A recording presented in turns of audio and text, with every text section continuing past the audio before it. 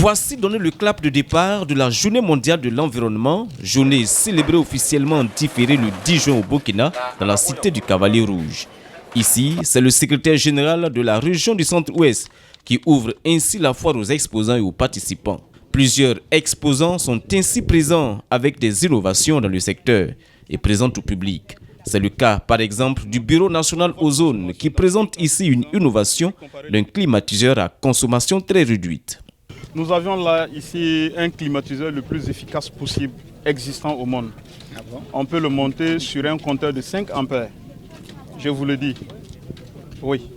Donc notre rôle d'abord, c'est de participer auprès de l'État, de voir comment optimiser les dépenses de l'État. Autrement dit, diminuer les factures de l'État en matière d'efficacité énergétique au niveau des équipements électroménagers. Et en cela aussi, nous participons en même temps à protéger la couche d'ozone, une de nos premières missions. Et deuxièmement, en même temps, participer à la réduction de l'émission des gaz à effet de serre. Il y a également le laboratoire d'analyse de la qualité de l'environnement, structure spécialisée dans le contrôle des eaux qui présente aux autorités son savoir-faire en matière d'analyse de la qualité des eaux. Donc pour les analyses généralement, c'est avec des flacons en plastique de 1,5 litre ou de 1 litre. Donc qu'on fait de prélèvements pour amener pour les analyses physico-chimiques. Mais pour les analyses microbiologiques, d'autres appellent couramment les analyses bactériologiques, c'est avec des flacons borosilicatés qu'on utilise pour faire ces prélèvements, parce que ces flacons, on les utilise surtout dans la conservation. Ça peut conserver l'échantillon pendant un certain bout de temps, et ce qui va nous permettre de ne pas avoir des résultats biaisés.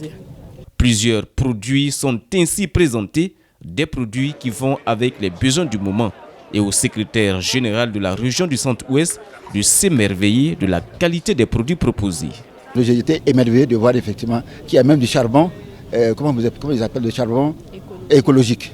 Voilà. Et je pense que je vais me faire le devoir donc, de m'approprier pour faire mon besoin personnel.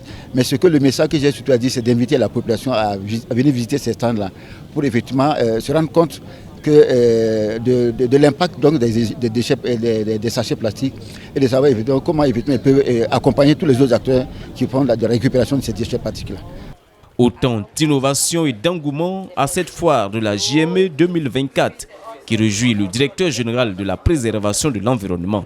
L'organisation de cette foire est une réussite dans la mesure où elle regroupe des acteurs multidimensionnels pour la cause de l'environnement, dira-t-il. Il faut dire que cette foire-là, elle est multidimensionnelle, dans la mesure où beaucoup d'acteurs viennent participer, proposent beaucoup de produits, d'alternatives bien entendu à la pollution plastique, on l'a vu, également à des alternatives à la réduction de l'exploitation du bois, à travers le charbon écologique. On a également vu la transformation des produits forestiers non ligneux.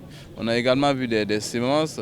Donc il y a beaucoup d'acteurs qui exposent déjà sur beaucoup d'aspects en matière d'environnement, en matière de forestier. Pour nous, c'est un satisfecit. La foire de la Journée mondiale de l'environnement ouverte à Koudougou ce 8 se referme le 10 juin 2024.